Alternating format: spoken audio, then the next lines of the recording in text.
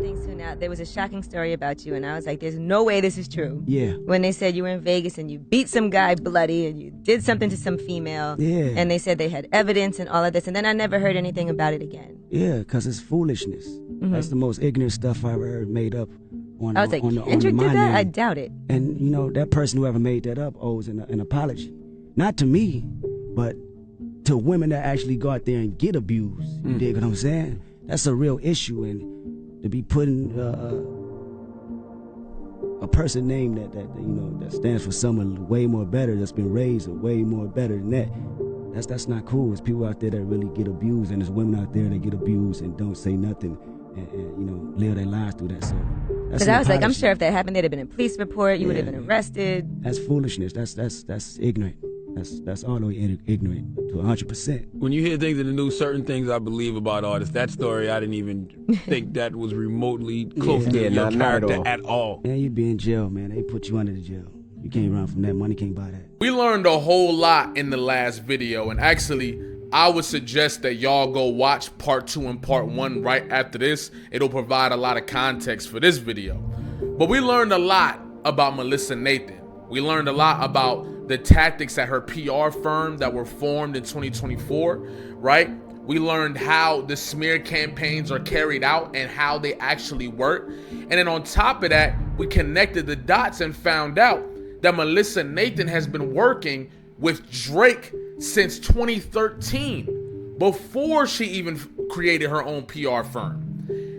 And because of that, we had to revisit the Meek Mill battle, which we provided some very solid evidence that the first smear campaign that they put together was more than likely during that battle on Meek Mill, especially when we started to break down the tactics in which they do these things. Now, there's another thing I want to cover today, right? Since we're thinking about the things that happened in the past from a new lens. And that's centered around Kendrick Lamar, right? I believe that those same tactics that we were talking about, those same tactics that were used against Meek Mill, in my belief, were also used against Kendrick Lamar. And I'm not talking about 2024. Nah, we ain't talking about the battle. I'm talking about way before that.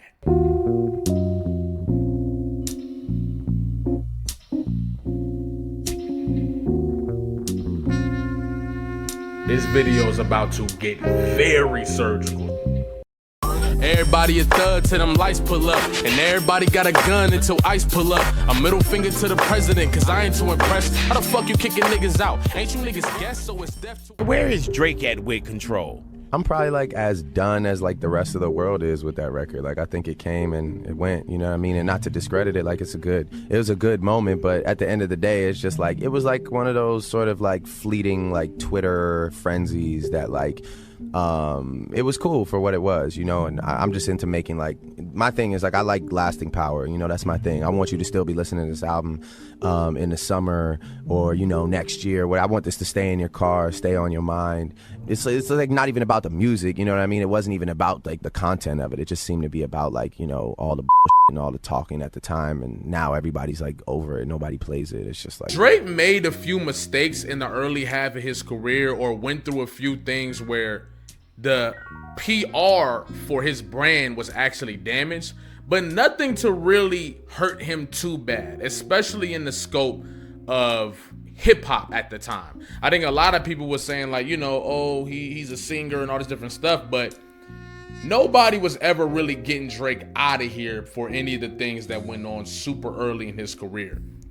One thing that we don't talk about enough is how damaging his response to Control actually was in his standing of hip hop.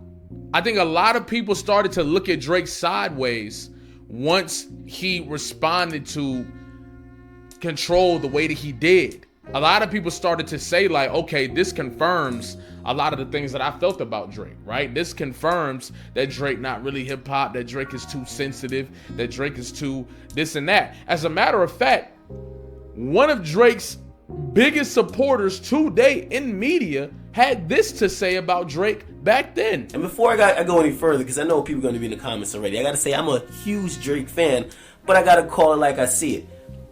Drake is acting like a bitch over the Control record right now, just because of this sense. If anyone's been listening to Drake's music lately, like, he's been talking a lot of shit. He's been saying, I mean, you listen to all these new songs, it's basically Drake featuring Drake. So how is he mad when another rapper calls him out to step his game up? That should pretty much give you a clear look at how a lot of people was looking at Drake within the culture, bruh. If DJ Academics was talking like that about Drake, that should give you a clear understanding. Now, the one thing that we always do when we talk about Drake and Control is we always talk about how he's butthurt, right? How he was salty, how he was jealous of Kendrick, all these different things. But even when we talk about him being culturally incompetent, we never mention the part where he was actively being malicious in these points, right? It wasn't like he was just butthurt about it. He was hoping to harm Kendrick in these moments. And I know he was, because when he went and did the interview, he almost put out a whistle out there, hoping that people wouldn't continue to work with Kendrick Lamar moving forward. He'll be all right, you know what I'm saying? Even if it doesn't feature, any of the names that he mentioned, which it probably won't, to be honest with you. I don't know who's gonna go back from that and be like, yeah, let's link up and nah, you know what I'm saying? But he'll be all right, he's a talented dude. Now, that doesn't seem like somebody who's just offended by a verse, bruh. That seems like somebody who's trying to make you pay for what you did. Now, of course, Kendrick Lamar notices this, right? Drake is going and doing interviews, he's making tweets, he's doing all this different type of stuff, but he's not rapping. So what does Kendrick Lamar do? He applies even more pressure. What are we doing? I'm about to crack the Da Vinci Code. Yeah, and nothing been the same since they dropped Control and tucked the sense of the rapper back in his pajama clothes. Ha ha, joke's on you, high five. I'm bulletproof, your shots will never penetrate. Pin a tail on a donkey, boy, you been a fake. Now, I want you to look at it from the perspective of Drake, right? If you're already not confident that you can face Kendrick head up, right? Whether that be because of your ability, whatever the reason is. If you already are not confident that you can go against Kendrick Lamar head up, but you anticipate that could happen, what are you gonna do? You're gonna try to find another way, right? You're gonna try to collude behind the scenes. You're gonna try to make the connections and all this different stuff and do dirty work behind the scenes, so that when the battle does eventually take place, you've already got people set up, ready to spread your narrative, just like they did in 2024, right? And that makes me think, the Control verse comes out August of 2013. The Cypher verse comes out October of 2013. And you telling me the exact same year Drake decides to get with Melissa Nathan? The exact same year Drake decides to get together with somebody who specializes in conducting smear campaigns? A PR strategist who specializes in conducting smear campaigns. After feeling all the pressure from that Cypher verse and from the Control verse, y'all think it's a coincidence that Drake decides to link up with this person? I wonder what that could have possibly led to. There's certain things too now. There was a shocking story about you, and I was like, there's no way this is true. Yeah. When they said you were in Vegas and you beat some guy bloody and you did something to some female. Yeah. And they said they had evidence and all of this, and then I never heard anything about it again. Yeah, because it's foolishness. Mm-hmm. That's the most ignorant stuff I've ever heard made up. I was like, Kendrick did that? I doubt it. And, that person, whoever made that up, owes an apology. Not to me, but to women that actually go out there and get abused. You dig what I'm saying? That's a real issue. And to be putting a person name that stands for someone way more better, that's been raised way more better than that, that's not cool. It's people out there that really get abused, and there's women out there that get abused and don't say nothing and live their lives through that. So because I was like, I'm sure if that happened, there'd have been a police report. You would have been arrested. That's foolishness. That's ignorant. That's all the way ignorant to 100%. When you hear things in the news, certain things I believe about artists. That story, I didn't even think that was remotely close to your character at all. Yeah, you'd be in jail, man. They put you under the jail. You can't run from that. Money can't buy that. Now, I want y'all to take a guess on when these allegations came out against Kendrick Lamar. Just take a guess. Just one little guess. September of 2014. Let's run that timeline back one more time. Control, August 2013. Cypher, October of 2013. Drake links up with Melissa Nathan, 2013. The allegations against Kendrick Lamar come out September of 2014. Now, hold on. There's one more thing that we got to add. There was actually a story, right, that Marcellus Wiley tells that when Drake went to go host the ESPYs, he was actually talking super crazy about Kendrick Lamar. They did a whole little segment about it, right? Marcellus Wiley is talking about putting it out, and then Drake has somebody call Marcellus Wiley and tell him, you can't put that out. And as a matter of fact, if you do put it out, Drake is backing out from the ESPYs. Whoa. Now I wonder who called Marcellus Wiley and told him not to put that out. I wonder. Could it have been Melissa Nathan? Right? Considering the fact that in the last video, we talk about how Melissa Nathan called someone who wrote an article about Drake in 2015 and told them, take this down. And told them, this is not what we should be covering. As a matter of fact, very similar sentiments that Marcellus Wiley expresses when he talks about the person that called him. Who's to say that Melissa Nathan wasn't the one that made that call, considering the fact she had been working with Drake since 2013, and she did the same thing for Drake in 2015 when it came to the person who wrote that article. If you want some more details on that, go watch part 2. On top of the fact that Marcellus Wiley actually goes on to say that he had a conversation with somebody at TDE and told them what happened. And they said, don't say nothing. Don't say nothing. Don't publicize it, whatever. Don't say anything. Now, you telling me that just 2 months, right? Just 2 months after Drake has this box, like this segment or whatever you want to call it on the ESPYs, the allegations against Kendrick Lamar come out? Just 2 months afterwards. Y'all don't find that interesting? That in July 2014, you have that situation?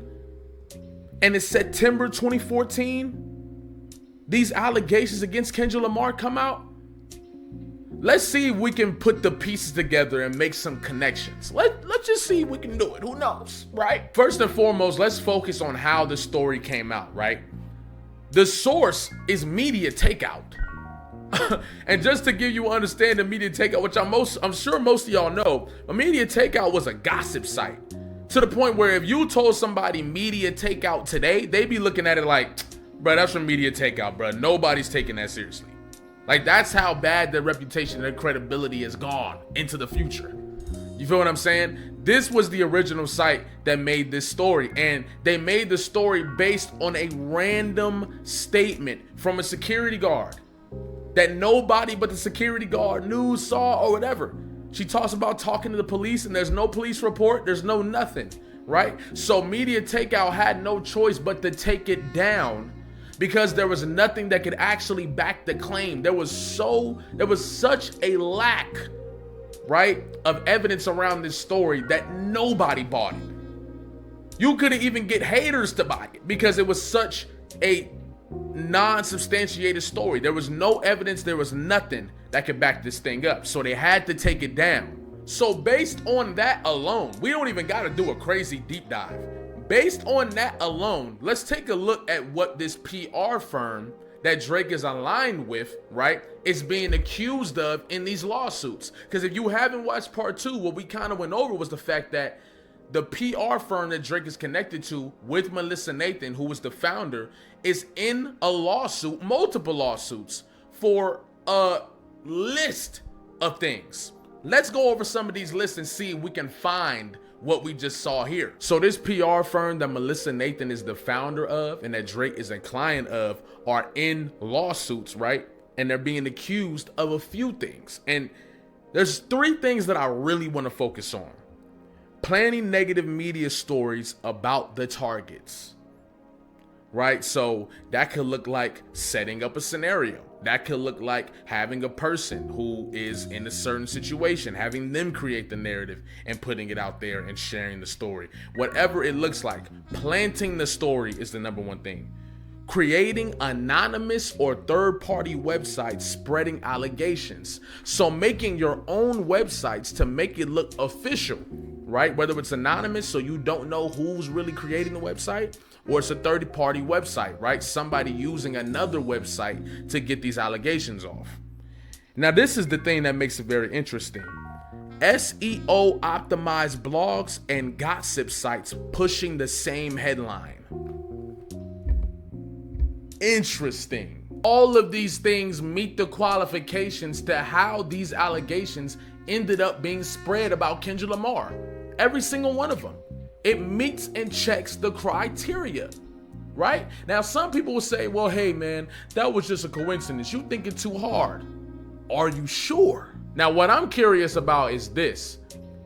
If this is true, right? If Drake and Melissa Nathan actually were the ones who were up to that smear campaign, did Kendrick Lamar know? Did Kendrick Lamar and company know what they were trying to do? Because if they did, that actually puts a lot of Kendrick songs and some of those lyrics in a different light. For example, when we talk about King Kunta, right? King Kunta, Kendrick Lamar is talking about, but a rapper with a ghostwriter. What the happened? I swore I wouldn't tell, but most of y'all sharing bars like you got on bottom bunk of a two-man cell. Now, what I wonder is, right, is Kendrick not just responding to Drake and letting him know, you keep playing with me and this could happen, right? You keep playing around and messing with me. I know that you got writers. I'm aware that you got writers. And this checks out because G Malone says that Kendrick told him that Drake had writers way back then, before To Pimp a Butterfly. So Kendrick Lamar saying that in King Kunta, he's talking directly to Drake. And what I wonder is he saying that in combat to knowing that Drake put that smear campaign out there and is letting him know, hey, don't play that game. And let's not stop there. We can go to the one that makes it obvious as day. The Heart Part 4. Don't tell a lie on me. I won't tell the truth about you. Kendrick was talking to Drake, bro. And why would he say that? Why would he say that? Outside of the fact that he knew that they were getting ready to put out that smear campaign and possibly use it in a battle against Kendrick Lamar. Who else could he have been talking about? Don't tell a lie on me and I won't tell the truth about you. And as a matter of fact, it makes sense because those same lines are reflected in Euphoria before he starts the beat switch on Euphoria. So of course those bars were for Drake. He's warning him again. Don't tell a lie on me. I won't tell the truth about you. Kendrick Lamar knew, bro, allegedly, that Drake and them were putting together this smear campaign to tarnish Kendrick's name. Even when you talk about King Kunta, everybody want to cut the legs off him, right? Would that have not metaphorically cut the legs off of Kendrick Lamar if it was true, or if they were able to make it look true, if they were able to actually get it there?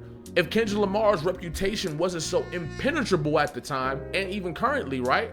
Would it have been able, it would have cut his legs off. And this is also probably why in Euphoria he tells them, I can even predict your angle. Why wouldn't it be easy? It would be easy to predict that angle. It would be so easy to predict that angle, especially if I know that you set it up in 2014. If I knew that you set it up in 2014, of course I think you're gonna use it in 2024. Of course. Especially if I don't believe that you're creative enough to come up with anything else legitimate. You see what I'm saying? If you really listen to those Drake songs, he was really devoid of angles in general. He just made stuff up, right? Went with what he did, which is like, people do that in battles. But then on his nuke song, on the song that's supposed to be the nuke, right? That's when he drops that allegation and resurfaces the allegation. If you think I'm tripping, take a look at this. Media Takeout tries to come back into the picture. And look at when they dropped this article. May 4th, 2024, the day after Family Matters and Meet the Grams. Right? It's almost if they was getting ready to create the smear campaign and bring up the allegations again, right? And when we look at this, it says the real story of Kendrick assaulting woman and crisis management team. This is after in Family Matters. Drake says, you hired a crisis management team. They be in my bed, you get in your dad. Right? They go and push the same exact sentiment on their blog. Right? Now, what they messed up was, right, they go through all this different stuff, and honestly, it's a terrible article. You feel what I'm saying? It's a horrible article. But when we go through it, the problem that they didn't really take the time to think about is the fact that, bro, it's not 2014 no more. I've seen so many people when this article came out just quite literally saying, bro, this is media takeout. What are y'all talking about? On top of the fact, Kendrick played a genius move by dropping Not Like Us the same day. People wasn't even paying attention to this shit. People wasn't even paying attention to the smear campaign that was being put out there, right? A similar thing that Drake was doing with the Tootsie Slides of the world and all that stuff. Kendrick took the page out of that book and said, here go Not Like Us, except he dropped it on to combat a false narrative on his name.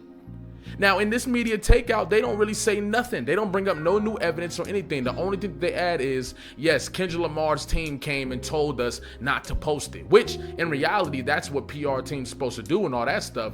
But some people use PR teams and firms in order to push smear campaigns. So that's different. But clearly, this was the game plan, and you can see media takeout trying to get back in the game by running with this story. They tried to do exactly what they did in 2014, allegedly. Now, this gives that 616 in LA verse a lot more, bruh. When you start talking about, I can smell the vibes on Ack, even he looking compromised. Let's peel the layers back. Is DJ Academics one of the guys that's being paid potentially by this firm? Who knows? It's just alleged. Because think about it, in all technicality, they can say, of course Drake doesn't pay me. Drake doesn't pay me. But what if it's the PR firm that's paying you? Technically, you're not lying. If Melissa Nathan's PR firm is paying you, you're not lying. You're telling the truth. Interesting. Didn't DJ Academics admit that he's accepted pay in order to push narratives as it is? Yes, he did. So I find it very interesting. Right? So let me tell you some game, because I can see you, my lil homie. You playing dirty with propaganda, it blow up on you.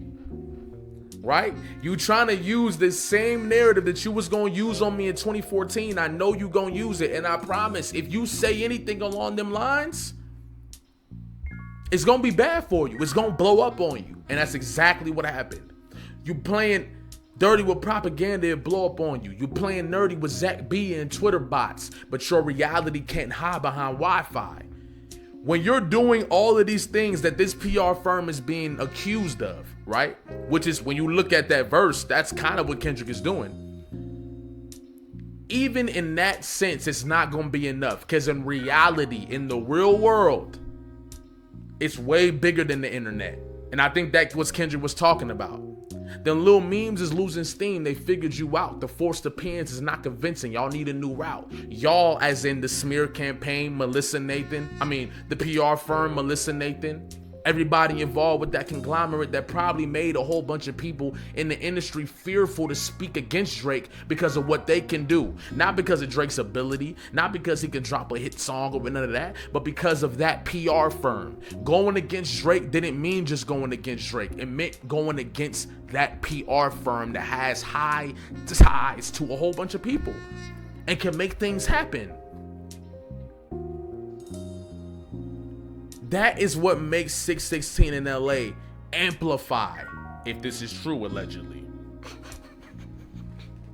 That's what amplifies that second verse in 616 in LA, especially when you think about the events that took place afterwards. So allegedly, if this is all true, right, what we're talking about is Drake and Melissa Nathan planted that narrative against Kendrick Lamar in the case that he would have to battle Kendrick Lamar in the future. This is why Drake was so confident. This is why Drake was talking the way he was talking. This is why he was almost trying to bait Kendrick into a situation. They was both going back and forth, but Drake wanted him to say something first. right? This is why Drake was acting so reckless during the time, because he knew nothing mattered. It didn't matter if Kendrick was rapping. It didn't matter if Kendrick was going crazy. None of that mattered, as long as he was able to get that narrative off and re-amplify the allegations. That's all that mattered. But unfortunately, Kendrick was prepared, and that's the only thing that Drake had in the clip.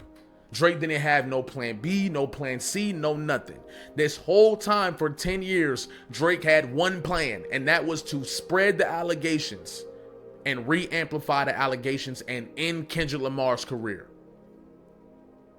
And that's why all of those blogs and all the different stuff that the PR firm is being accused of right now, that's why the things that they were doing right after Family Matters came out, that's why they were doing that.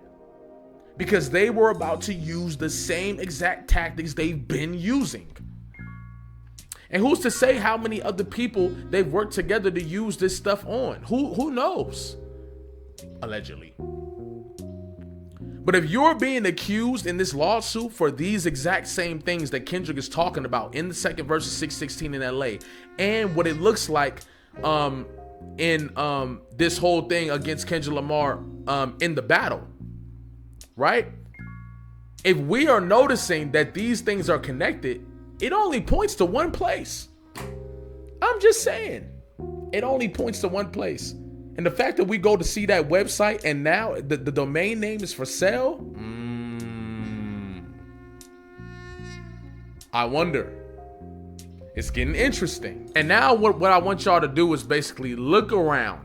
Look around at what's going on today, and you tell me how similar this stuff looks to what we've been talking about in the series. Look around and you tell me. Does it not look very similar, almost eerily similar to what Melissa Nathan is being accused of in this? Now, I do want to make something very clear for y'all too. These PR firms, it's not like all these PR firms are just out here, you know what I'm saying, pushing smear campaigns on people. But these artists, the PR firms, they do what these artists tell them to do. You see what I'm saying? Some people use that just to protect their name, monitor their name, and make sure they clean up messes that's bullshit, because people are obviously gonna try to, you know, get money off these celebrities and all this different type of stuff. But there are people that use this maliciously and try to destroy people. And it's important for the people to know that, so that when you read and see these situations, you're not automatically trying to destroy that person too, but you do your due diligence and you do your research and you go find out for yourself before you just toss people under the bus. You see what I'm saying? So this is why it's important. This is why it's important that this information gets broke down and it gets out there, because there's no telling what's gonna come now. There's no telling what's coming next. So it's good to be aware. Okay, but hey, like, comment, subscribe, especially if you're new here, especially if you've been here. Thank you to everybody that's been showing love to my new song F Ice. Keep streaming, keep downloading. It's a slow build, but that's okay with me, because I love the music and I love how y'all been reacting to the music. You feel what I'm saying? Also, go ahead and tap in with the Patreon, bro. The Patreon's getting exclusive content that's not gonna come to YouTube, from different genres, reactions, music reactions, battle rap reactions, all types of stuff that most likely would not lead to YouTube. You also get early access to certain videos, and I think the Patreon is fire, bro. It's only $5 for the tier 1. You feel what I'm saying? I'm still thinking of how to build the tier 2 and all that, but go ahead and get involved. You feel what I'm saying? Pull up. Also, yeah, that's it actually. Yeah, that's it. Yeah. I think we're gonna do a part 4 and cover how all this stuff that's been going on looks very similar too. You feel what I'm saying? But maybe not. We might just leave the series here. And just cover the propaganda in real time and disconnect it from this series. But if that is the case and that's the end of the series, I appreciate y'all for watching. You feel what I'm saying? I am gonna put it together, all together for you too. So yeah, I appreciate y'all, man. Love y'all. Y'all have a good day, all right?